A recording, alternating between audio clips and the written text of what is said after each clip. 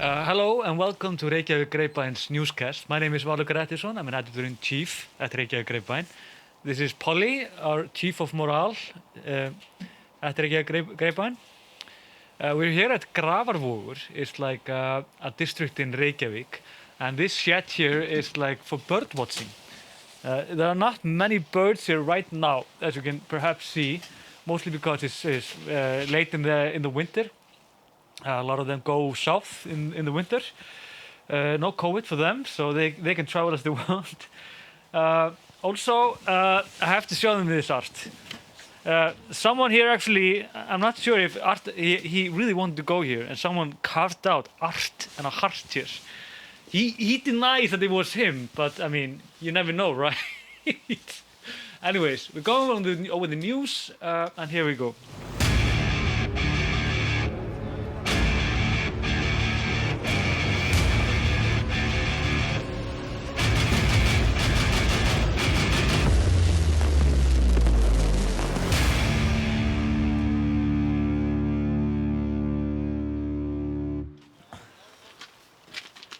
So, first we're gonna start on economy, the boring stuff basically. It was quite the news today that the gross domestic product in Iceland, or GDP, is estimated to have decreased by 10.4% in volume in the third quarter of 2020, the COVID quarter basically, compared with the same quarter of 2019, last year. In comparison, GDP in the Eurozone is estimated to have decreased by 4.4% in the same quarter, compared with the same quarter. This is the highest contraction in Europe, like this quarter in Iceland. And the UK is the only country that comes close to this, and there has been contraction of 9.6% in that country. So you can imagine, this is like hitting us incredibly hard economically, I mean, the reason for this is pretty obviously mostly because of tourism, the drop of tourism. Icelanders were heavily, like from 2011-12 to basically last year, we were relying heavily on tourism. Although it's quite a new, like, tourism in Iceland is very young. It's not, I mean, like this mass tourism has only been within 10 years. I've explained this before. So it's like perhaps it could have been worse, I guess. But it's like, I mean, we're talking about that, it's basically export of tourism and transport amounted to close to like 139 billion Icelandic krona that we're losing because of this. It's a huge number, is like almost impossible to comprehend. Also, COVID, we have to go there. There are new regulations connected to COVID that will be announced on Wednesday. We are doing quite fine when it comes to the pandemic. The thing is though, we're down to 38 per 100,000 infection rate, which is quite better than when we were in 300 per 100,000. Basically, we were among the highest in Europe at one time. Now we are the lowest.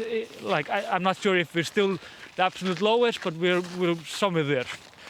The thing is that we have now within 200 people in isolation with the virus, around 600 are in quarantine, and around 5,100 have gotten the virus from the start of the pandemic, which is interesting. I love math.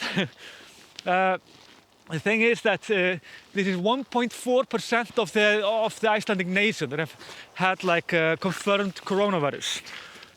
If you compare it to like the US, it's often easy to compare to US with Iceland. It's like 100 times more that lives there. You have 4.1% of the US nation that have had the virus, according to worldometers.info. It's a very helpful homepage to see how the numbers are. If you look at the UK, they are at 2.4% of the nation that have had the virus from the beginning. So we are doing quite well. The US is of course doing quite badly. UK is somewhere in the middle, in between. But there were good news today from the UK also that I saw in Guardian. They are getting the infection quite drastically down. So it's all Europe is on the right path, I guess. Also, I want to go into this because we are close now to. We're 1 month from New Year's Eve. And New Year's Eve in Iceland, for those that don't know, we like to shoot up fireworks, and a lot of them. We actually go absolutely nuts about this. And the interesting thing is that although everybody shoots up, we are quite responsible about it. Not many are hurt by this or anything, although everybody shoots up fireworks every year. All of the profit goes always to the rescue teams in Iceland. They sell the fireworks, and this is how they fund, like, if me and Artur get lost in a mountain, they will basically come and rescue us, and they wouldn't charge anything for it, because we basically bought fireworks. But there is a health thing that have happened more or less the last years. We have seen this, of course, through the decades, but it's been particularly bad past years. It's the pollution from this. The pollution from the fireworks are so bad that if there are like small winds, not small winds, if the wind is slow at New Year's Eve, Reykjavik at least is almost like a battleground just with a fog. It's incredible to see it, and in this fog you have a lot of pollution, basically. So the health inspector wants to ban the sale of large fireworks to the public and say that they should be only used for large licensed public displays. A draft regulation published by the Minister of Justice on the government's consultation portal proposed that the sales period for fireworks should be shortened and that the public be allowed to use fireworks just for 3 days. They are now, like, you can buy it like after Christmas. I think you can use it for like a week or two. But Icelanders are, I mean, not like kids often are shooting up like before, and some people are just very irresponsible about it, and they're just shooting all the time. They get like, we're talking about like grown-up men that are like shooting up fireworks every night, and it can be a disturbance from it. And it's very common actually at that time. I don't hate it, that doesn't disturb me, but it does disturb a lot of people.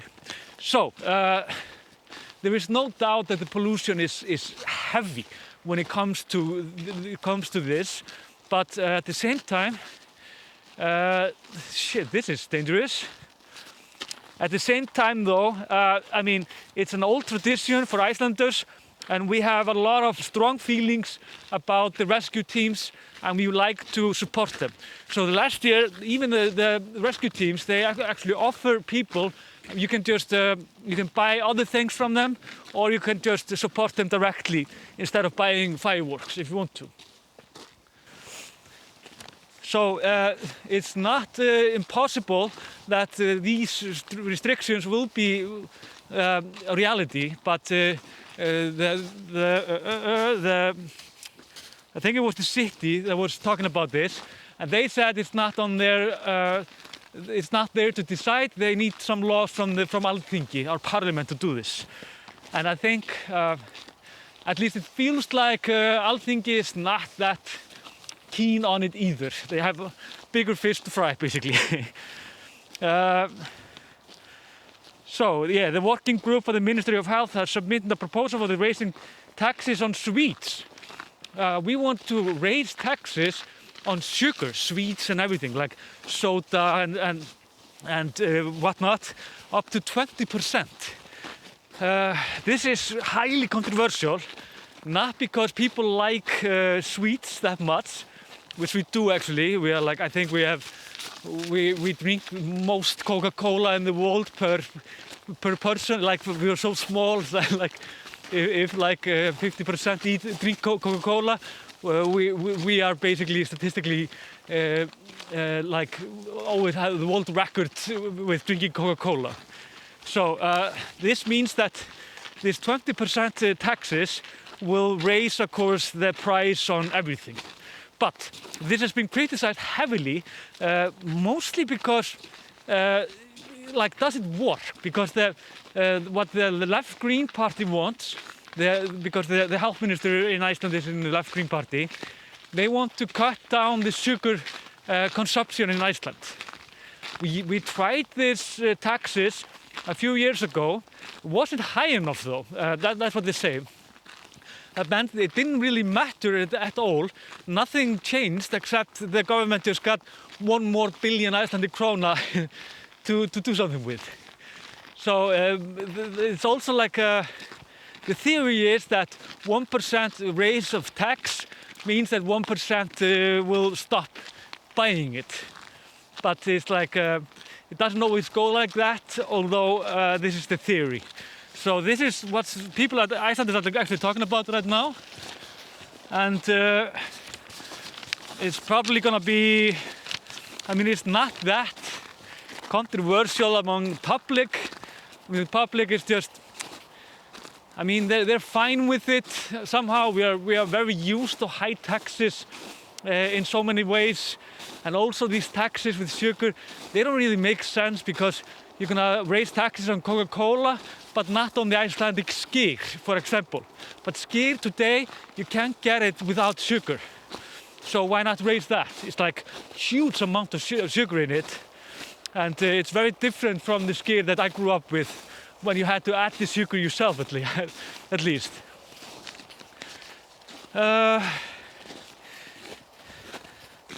Yeah, so this is it for news at least. There are of course much more news at grapevine.is, but also I want to remind you on our online shop, of course, our High Five Club, and yeah, I want to tell you about this book. Fantastic photographer Rax, like R-A-X. His name is Ragnar Axelsson, but he's always called Rax. It was like a legend in Iceland.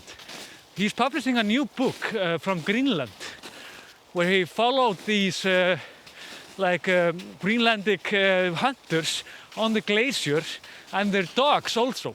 And we have an article on that in our newest issue, fantastic article that Hannah Jane Cohen wrote, and I absolutely love it. But the pictures are like out of this world. And everything that Rax does is basically out of this world. So it's like one of these, like, is a coffee table book that would be a fantastic gift to anyone, I guess. I love it. Iceland is actually, they absolutely adore Rax. He's like a national treasure. And I think it's just a matter of minutes almost until he will be world famous for his photos, because he also like has such a unique insight into like nature and like these like just primitive ways. I don't know. Oh yeah, and there is snow, as you can see. We're actually gonna have a snowstorm tonight. It's a yellow warning, which is not to be too concerned about, but it's like December is often like a storm season in Iceland. We get a lot of snow, a lot of rain, a lot of wind. So if you're in Iceland, just be careful and watch the weather forecast. If you're not in Iceland, then just watch the news. That's it for us, right, Polly? Yeah? You gonna smile for them? Thank you, and until next time, thanks for watching.